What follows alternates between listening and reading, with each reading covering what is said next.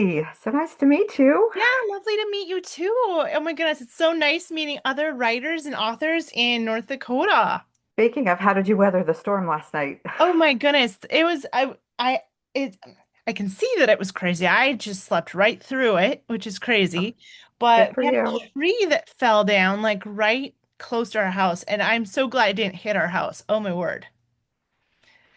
Could have. Oh my That goodness. would have been bad. How Yeah, how did yeah. you handle it? Well, we were feeling a little twitchy because, when the tornadoes had rolled through the end of June, Yeah. we moved from Jamestown to Minnewacan the first weekend of June. But one of the tornadoes that went over actually dropped a tree on our old house. And so Oh we my still word. have roof damage. Finished fixing. My husband patched it and everything, but we're waiting on insurance. And, My we've had so much word. life that we haven't really had a chance to go back and clean up from that and finish moving and everything.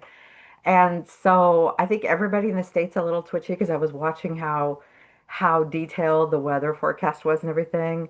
And so Yeah. I'm like, my husband's not here. It's just me and the dog and the cat in the house. I want to be ready. So I actually like threw my laptop and wallet and stuff in a bag. And then Yeah. I sat up and read, and sure enough, at 12:30 this morning, my phone goes, ee, and we had a tornado warning here Oh in my Minnesota. goodness. And there anything. Like the house is fine. There's even like branches down or anything. But apparently they were seeing rotate on the radar, so it was better to be safe. And I just went to the basement with the dog and fell asleep on the couch down there. There you go. Oh my goodness. Yeah, it's after the weather Yeah. from the last storm, because there I live in Buffalo, and Yes. it's Yeah. kind of this triangle of we get some weather Yeah. between here and Valley City, and I mean being Yeah. from there, you know the weather. Oh It's yeah. we get Yeah. weird weather in this area. It's like a Yes. triangle of bad weather. Yeah. But Yeah. So that was a little bit more excitement than I really wanted at midnight, but yeah. everything Oh was fine. goodness. I'm And sorry you didn't sleep very well, but I hope you get some nice restful sleep tonight. thank you. Hopefully the weather's not too bad tonight. Yeah. I'm happy to be here though. So Yeah, I'm so happy that you're here too, and I'm so excited to be doing this romance reading road trip. And it was just so funny because my husband and I were taking off on our own road trip to Colorado, and we were stopping at a coffee shop, and that's where I nice. saw your books originally. I'm like, oh my gosh, Oh, because I've been looking for more North Dakota authors yeah. and everything. So, Plantation. Yes. yes, yes, Yeah. Yeah. yeah. So that was fun Yeah. seeing That's cool. there. Yeah, the owner of that shop is a friend of mine. And when she had actually offered to stock the books for me, and then my youngest daughter is going to be starting back working there at the beginning of September. Oh, cool. So yeah, we really like that It's a coffee shop. yummy And coffee shop. Yeah, hmm was the first time I've ever been there, but yeah, very, yeah, very good coffee. yeah. Delicious. Yeah, well, Good. if you could just start out telling us a little bit about yourself and your writing Okay. and kind of how you started and your love for writing, that'd be a great place to start, I think. Okay. Oh gosh, how to narrow it down. I always feel like I just talk and talk at this point. That's all So right. I started writing stories, little one-page stories when I was in third grade. I was about Love 8. it. And I have always just, as part of my play, spun stories in my head and pretended, and that was my big thing. And I started my first novel when I was about 15, and my mom was just so fantastic and so supportive and like really facilitated that and encouraged me and everything. Cute. And so I rewrote that first novel probably like 20 times in as many years. And I did like try off and on over the years to get it published. And of course, like it's like never really open. And so I like to tell people, and not everybody's writing journey looks like this, but the Lord made me wait 30 years for my first publishing contract. Wow. And I absolutely like want to encourage anybody who, like I said, not everybody has to wait that long, but if the Lord has told you to wait, you should wait because it's worth it. There were a lot of people, of course, indie publishing was just starting to become a thing and wasn't very did, yet at that point. Mhm. I was really tempted, and basically the Lord hard no on that told me to keep waiting and to keep pushing. And in the meantime, I switched from writing Christian fantasy to So my first contract was a historical romance published by Wow, Barber. cool. And so that's where the door opened. And so that's where I followed. Um, the book that released last year was actually my 11th title in print. Oh, wow. And I had like seven, yeah. And I had seven books written before I ever got that first contract. And of course, none of them are in print yet, Okay. but working on it. We're working on it. There you go. So in the meantime, yeah, so in the meantime, I am a retired homeschooling mama of many. I have eight kids here on earth and one in heaven, and they're all married now, and most of them are building their own families at this point. My husband is retired Air Force Oh, cool. and retired from Department of Energy recently, and the Lord has launched him on the new adventure lay pastor. So that was moved up here Cool. to Minnewacan. Yeah. So Cool. we don't get to retire from that anytime soon, right? Right, right. Yeah. Yeah. Ministry doesn't, Um, it's not retiring very much, right? yeah. So, like, fitting the writing in between all of the real life has been like a real challenge over the years. And um, I don't do balance very well. I'm very nerdy and obsessive and OCD and ADHD. Like, Oh, yes. three of my kids have been I get that. officially diagnosed ADHD. And it's like, guess where they get it, you know? That's so funny. I I love mean, I that. think my, yeah. So anyway, so I published in historical romance and historical because not all my published books are like romances in the formula sense. Sure. There's always like a thread or a hint, but um, a lot of them have less than some Oh, of them have less than others. But yeah, okay. Yeah. Oh my gosh. I love just your story and kind of how, you started out loving writing as a little girl and grew from there and kept writing and writing and listened to God of like when to keep publishing and publishing. Because it's like how you said that, not everyone's writing journey looks the same. That's so true. Because also, I mean, like it kind of Mhm. just brought up the thought of, Sarah and Abraham, and she was old when she had like really, Yes, really old when she had a baby. yes, And it's like, sometimes God just makes us wait for those yeah, things. yeah. I have to tell you, it's really cool that you brought up that story because when I was considering going a certain direction with my fantasy stories. Oh, yeah. Literally, what I felt like the Lord said that, well, you can do that, but it will be like an Ishmael to you. And I Oh, was like, oh. I don't want that, you know? Don't want that. Oh, that might not be good. Yeah. That's so Yeah. funny. Oh my So, goodness. I love that you listen to God with that though. And it's just has been so cool for me doing this road trip, finding other Christian writers who have, you know, some who openly share Christianity stuff and some who kind of gently weave it throughout right. their stories and everything. Yeah. And it's been so cool meeting you guys, and I just love that. Can you tell a little bit about your book that we are featuring? I think it was Virginia, right? Yes. Okay. Yes. So Virginia was the surprise fourth volume of My Daughters of the Lost Colony. Um, when I first, it was actually my editor at Barber who suggested the concept overall to me. And, just like the story idea just kind of like blossomed in my head. And so I ran with it. But at the very beginning, I'm like, oh, Virginia Dare, the first English baby to be born in the New World. It just seems too cliche to try to write her story. And I'm going to avoid that because there's so much like weird legends and mythology that grew up around her. I'm like, Mhm. I don't need to touch that. I'll do the more obscure stuff, right? And in the meantime, I actually took and created a fair link to Pocahontas and the original Jamestown, and that is the third Rebecca. But I was all done with Rebecca and thought I was done with the series. And then again, I felt like the Lord just kind of like dropped the story concept into my head. Well, what if you did this with it? Oh my. I And love then the that. story ran away with me. So I actually stepped back to the time period in between Mary and Rebecca for Virginia. And so and you can read it as a standalone. Uh, you'll probably want to go back and read the earlier books, like you'll understand more, when you, Yeah. Yeah. If you start with Eleanor, and I'll warn everybody, it's like heavier historical and a harder read. And Mary is a lot easier to read, and there's more romance. Hmm. And then you can either go to Virginia or you can go to Rebecca. Like basically, books three and four are kind of interchangeable on the timeline. Okay. So yeah. So it's all like speculative history, like alternate history, because there's some pretty telling archaeological evidence come to light on what actually happened to the English settlers when they left Roanoke Island. Oh, And there have been people like local people. There's a guy who like has done his own archaeology for years and years and is like a seventh generation Hatteras Island resident, and he's grown up with all the stories from his grandparents and everything.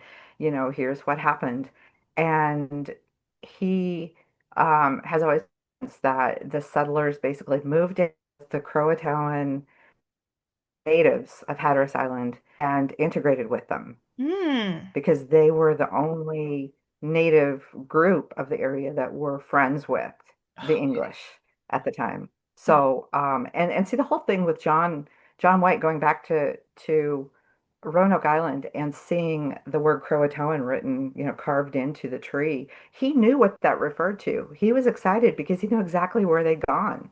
Hmm. There was no mystery. It was just that the English powers that be would never pursue going back to make contact again Hmm. after that. There was a lot going on. There was a war going on with Spain. To be fair, there Hmm. were a lot of factors. So Right. they call it the lost colony, but there are some of us who we refer to it more as the abandoned colony. So anyway, Oh. um, Virginia picks up when she is basically like just over the edge of puberty and a young woman, and um, speculates on what might have happened to her. And I draw in more of the history of the surrounding tribes. Like I had to dig into the culture and the history of the Tuscarora Indians and of the Wow. Spanish. And I pull those elements into that one. Um, so that was really fun from like a research point of view to write. And Totally. then, of course, the relationship between her and the main character, the main guy, was super fun to write. Oh, There were cool. parts of it that surprised me, but uh, so yeah, without giving too much away. Oh, that's so exciting. And so, yeah, that is so cool. So the glimmer of the idea for this whole series kind of came from talking to your editor or agent, you Yeah, said? yeah. My editor, Becky Germany, has been at Barber for like 30 some years. Okay. And I've been blessed to have a really cool relationship with her. And there was Okay. another book of mine that she actually suggested the concept for. And it was Barber did a series called True Colors Crime. I don't know if you're familiar with it. Okay. I haven't heard of Okay. it, but sounds Yeah. good. So it was a little bit of a leap of faith for her to do that one because it's basically like historical suspense meets true crime Ooh. with like a thread of romance through it. Okay. And some of us went a little bit on like the lighter side of, when it came to dealing with the criminal stuff, and some of us went a little darker. Hmm. And the concept that she had suggested to me was actually dealing with our country's first known serial killers. Oh, And so I did some research and I thought, I think I can make something redemptive out of this. This is really dark, but I think I might be able to pull this off. yep. And where the story actually started for me was finding out that the wife of the younger of the two men was actually a Baptist preacher's daughter. I'm like, how Oh. did that happen? How did that even happen? And so it's as much her story, but then I do have like a fictional romance that's kind of woven in where the characters have connections with the real life historical people. Okay. Um, but I had a couple of reviews on that one that it's just like, did the publishers really mean to do this because it's so dark? It's like, little do they know it was her idea.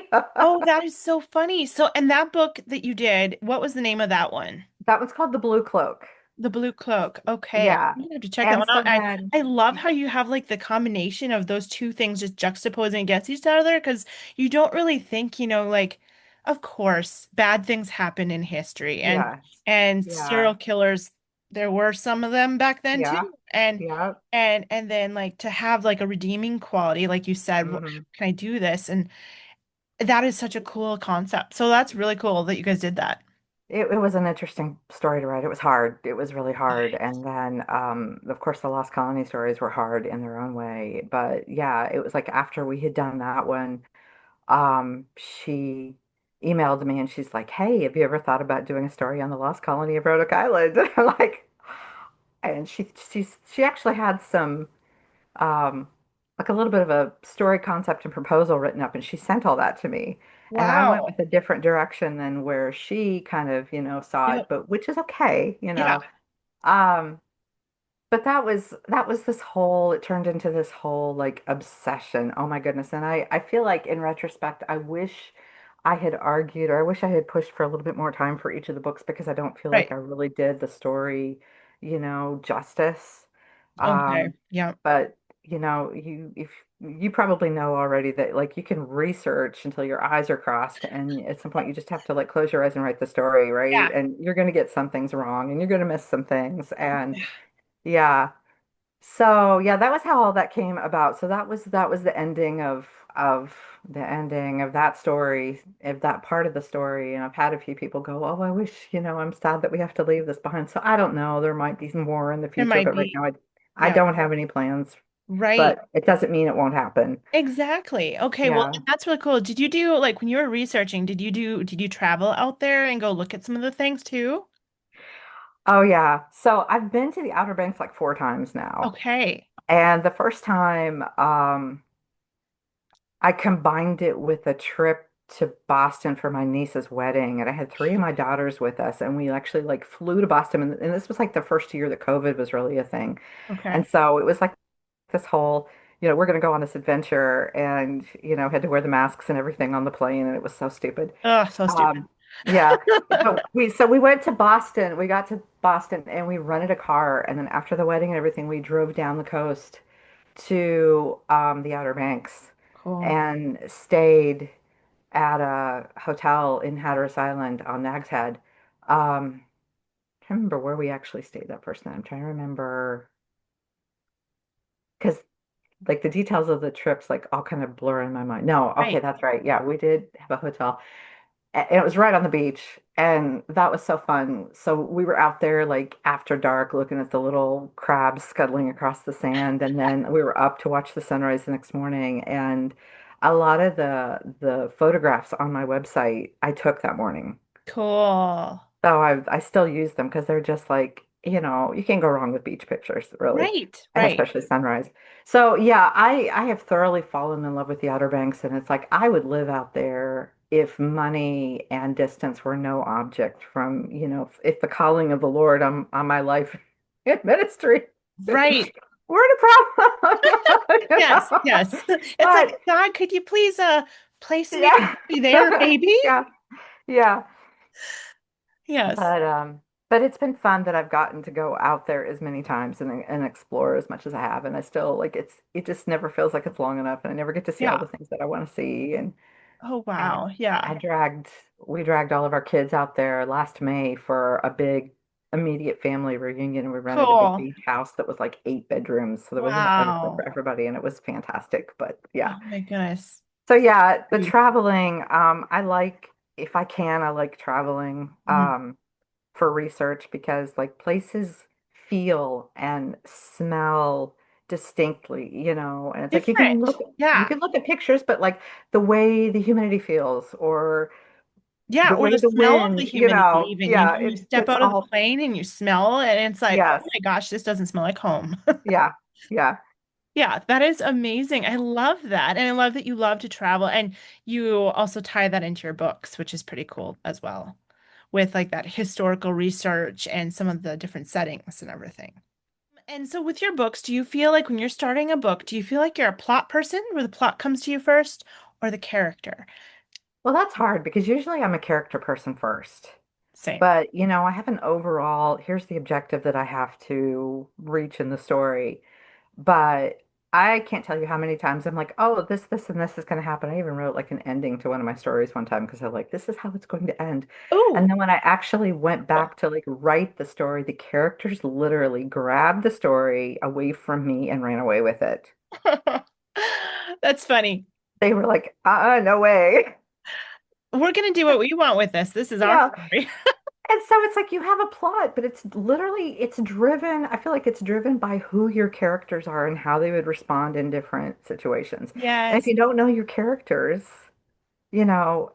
it's not meaningful. They're just kind of like stick figures that you're pushing through the plot and Yeah. so yeah.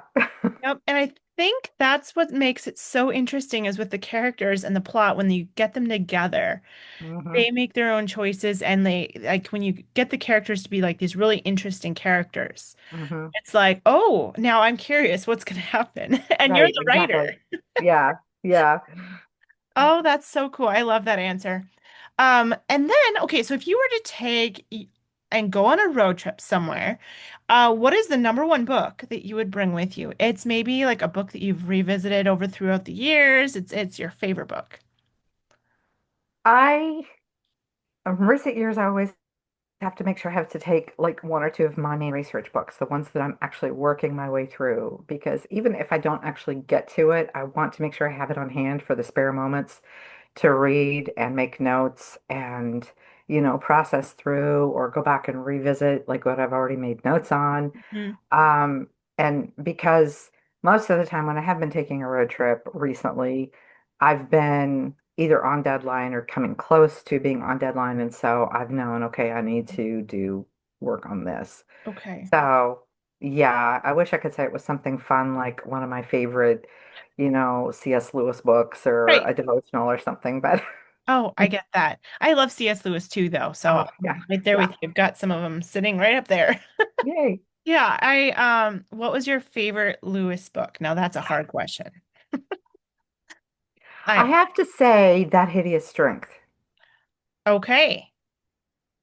I love the Chronicles of Narnia Yeah, and me too. the horse and his boy and the Oh, last battle always make me cry. hmm. Um and the Voyage of the Dawn Treader. I don't know. Those three are like my three favorites of those. Yes. Um but his space trilogy, because it was, fiction for adults, Mm. it was on a slightly different level.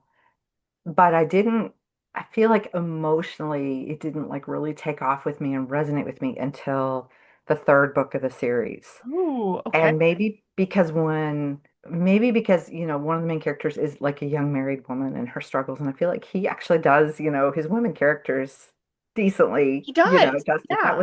That was really good.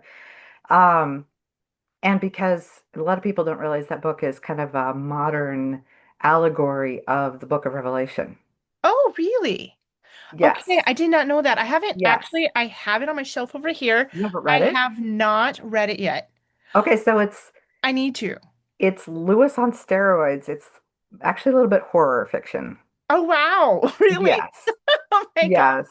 So if you haven't read the Space Trilogy yet, I would make time for them. His main character, Ransom, Okay. from the beginning, out of the Silent Planet, was actually inspired by Tolkien because Tolkien worked as a philologist. He Oh, studied yes. languages, and Yes. they were best friends and critique partners. Yeah. And so he based Ransom off of I love that. Oh my Tolkien. gosh. Right. Leave Yeah. it to him. He would do that. Yeah. Just, Yeah. I love that friendship that they have. So yeah, that was very fun. Oh, Uh, that's cool. but yeah, I love, I really, and it's hard to say because I really love everything I've read of his. I know. You So know, good. the essay, The Weight of Glory, is just so beautiful. Yeah. And, the screw tape Screw letters tape and letters. A Grief Observed, like, got me through losing my dad. Mm, And I mean, anything I've read of his has yeah. resonated in some way. So, You know, yeah. he's one person that I mean, I definitely want to meet him someday. And I mean, I know Mhm. we will be able to, but Oh, yeah. yeah, I can't wait. I can't wait. Yeah, of course, Yeah. number one, excited because Jesus. But number Yes. two, Yes. I would love Yeah. to meet C.S. Lewis and have some long conversations Yes. about his books and stuff. But yeah, it's he Yeah, just a powerhouse for my yeah. book, like inspiration and made me want to be a writer when I was little. Hmm. Absolutely adore it. Oh my goodness. That's a great answer. I love that. And I'm gonna have to go and read those, the space trilogy now. Yeah. Let me Yeah. know I when you will do. keep you posted because I'm gonna read that next, I think. That sounds great. And I did not know that it was kind of like an allegory of like Revelation. So I'm excited Yeah. even more now. That's wonderful. And so are you currently working on something new right now? I am. Um, Can you share so about I'm it? on deadline. Yeah, I'm on deadline for a novella for a, it's a set of issues driven novellas. Oh, Um, year before last, I joined a promotional group called Brave Authors, and a oh. bunch of us and there's a lot of, and I have to add the disclaimer, there's a lot of Christian authors who have been writing very directly and very honestly about some of the social issues that we face in today's world, Okay. like divorce and um, homosexuality and Mm. abortion Yes. and church abuse. And I mean, there's a lot of really great Christian authors who've been writing about these things for decades, Wow. honestly. I love that. And they haven't gotten a lot of press maybe for dealing with those issues, but Christian publishers were already loosening up when it came to um, publishing these kinds of stories. And but 20, 30 years ago, Christian fiction really had a reputation for being saccharine and overly simplistic Mm. and just too sweet, and there are still imprints that are very strict about not touching on a lot of issues or Mm. including controversial elements. Like, they won't let you include things that some believers would, find no-nos for Christians, like Right. very much like the emphasis on the externals. But overall, like Christian fiction has loosened up and gotten less saccharine and more realistic, more gritty. But anyway, a group of us thought it might be cool to specifically look at promoting our own stories that deal with the hard issues and topics and also on the side promoting other authors that we know like do the same thing. Mm. So we're called Brave Authors. Love And that. yeah, and we take turns, like each month we have a new person in the group that we promote, and we are also promoted by somebody during the course of that month. And some months ago, we started talking about doing a set of novella collections where we deal with the first one that's coming out deals with pro-life issues, Oh, and cool. the second one is about human trafficking, and the third one, yeah, and the third one is about church hurt and abuse. Wow. And Okay. I'm not part of that one, but I had a really spirited conversation a couple of days ago with a pastor's wife friend of mine who read them and kind of felt this internal kick like, oh, it's bad enough that like believers already think that all Christians are abusive and corrupt. And it's like, no, I know these women and I can promise you these stories will not be like that. But Yeah. she's like, Yep. but the blurbs. And I'm like, you've got three sentences Yeah. per story. It's impossible to Right. convey all that. And it's sad. I feel Yeah. like it's kind of sad that in our world today that there is that. I mean, a lot of churches Yeah. don't I do this, mean, but the kind of things that it does happen in some yeah, churches. it It is does. sad, And the thing is, like, but being it's good an to show amateur that. historian, yeah, being a kind of a historian myself, it's like I can promise you this has always been an issue. Yeah. Yep. Always. I mean, for crying out loud, think about the Spanish Inquisition and the Catholic Church. Hmm. Yeah. Um, so anyway, my story is part of the human trafficking. The other two have written stories that are your typical like girls caught in um, sex trafficking situations and have Okay. been rescued. Mine is about the historical figure Sacagawea because she was twice over a survivor of basically slavery, Oh human my slavery. gosh. I never Yes, thought of it like that. yes. It really is. Yeah. Oh my gosh, I just got goosebumps. I am huge into history too, and that's like my dad is from like the Newtown area in North Dakota, Yeah. like Lake Sakakawea, and Mhm. oh my goodness, that gave me goosebumps. I'm so excited to read it. Actually, I would love to. Yeah. And I'm still writing it. Pray for me because it's like I've got like a week or two to finish this Yeah, novella because I've had so stinking much real life. And it's like the Lord just keeps, I mean, I know it's going to get done, but it's just like, yeah. it's just not fun. Well, if you But need a quick person to just read through it quick you and know give what? you feedback, I would be there. I may take you up on that because, I'm right there. So yeah. if you want that, I'll make it a priority and Thank read you. through it as quick as I can, but Thank you. it Yeah. sounds so good. Oh my word.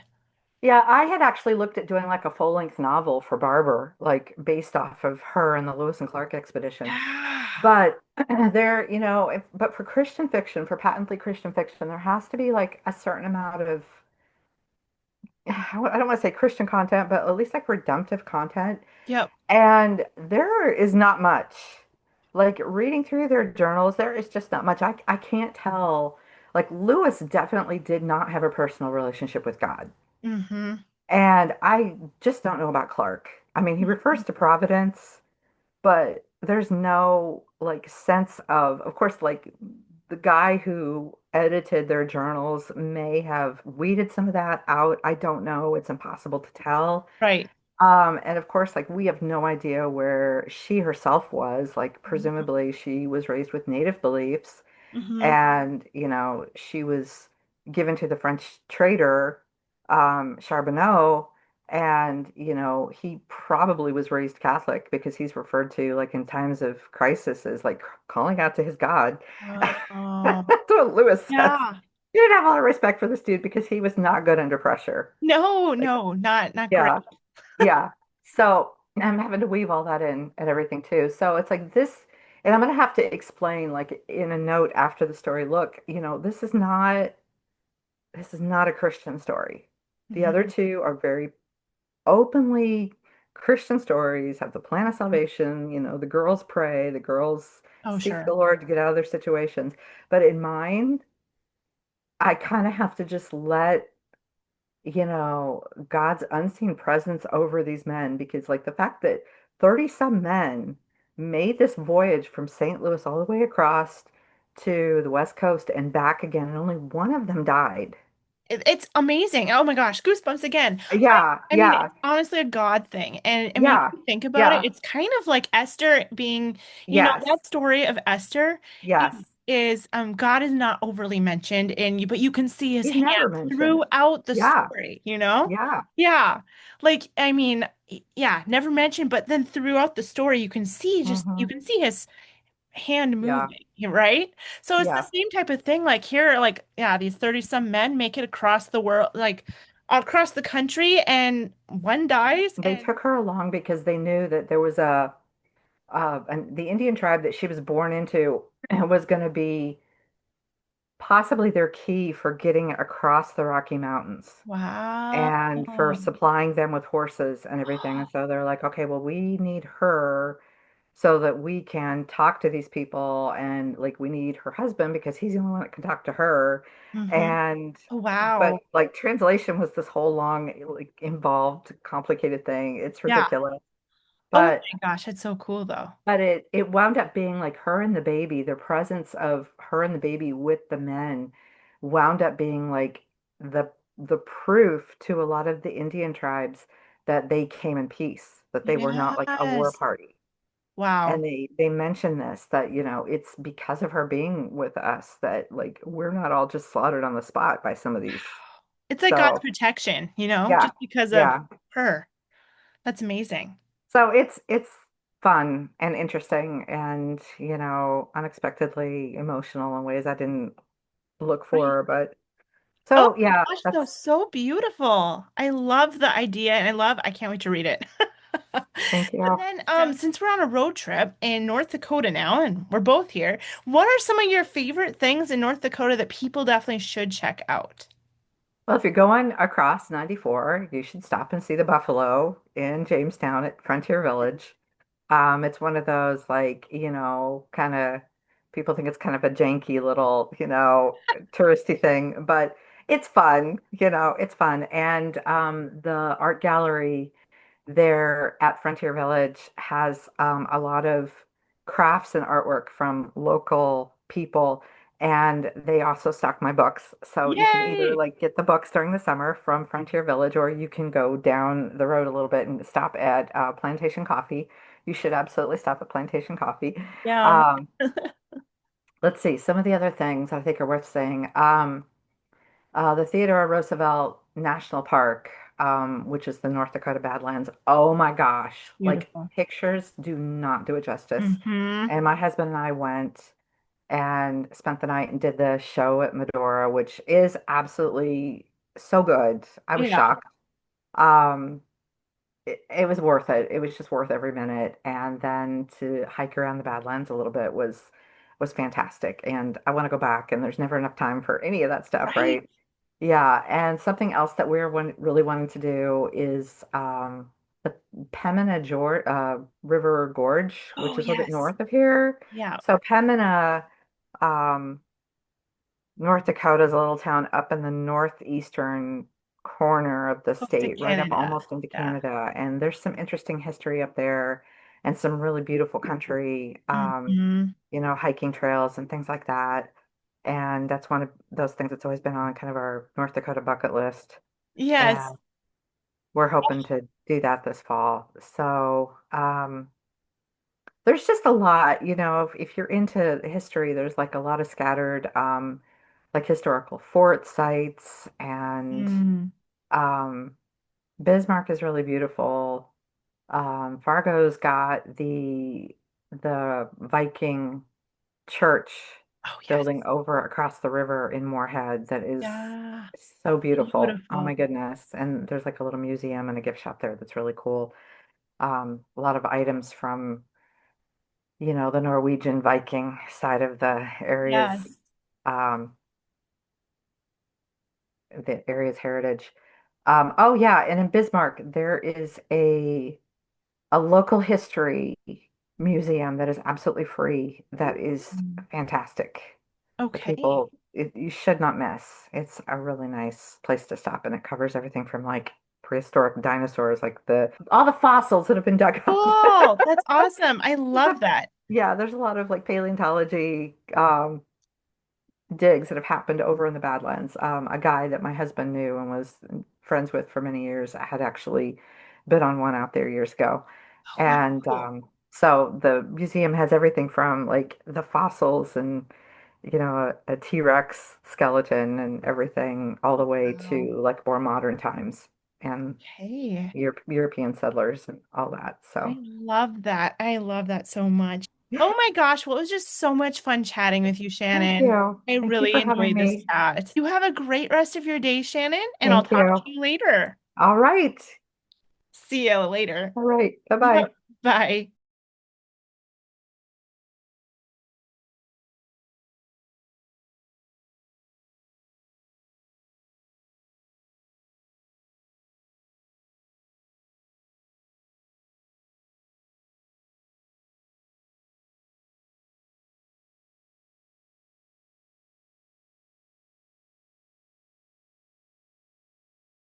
Thanks for riding shotgun on the Romance Reading Road Trip. I'm so excited for you to be joining this journey with us. Be sure to go down to the video description below and sign up for the passport. You're not going to want to miss out on it.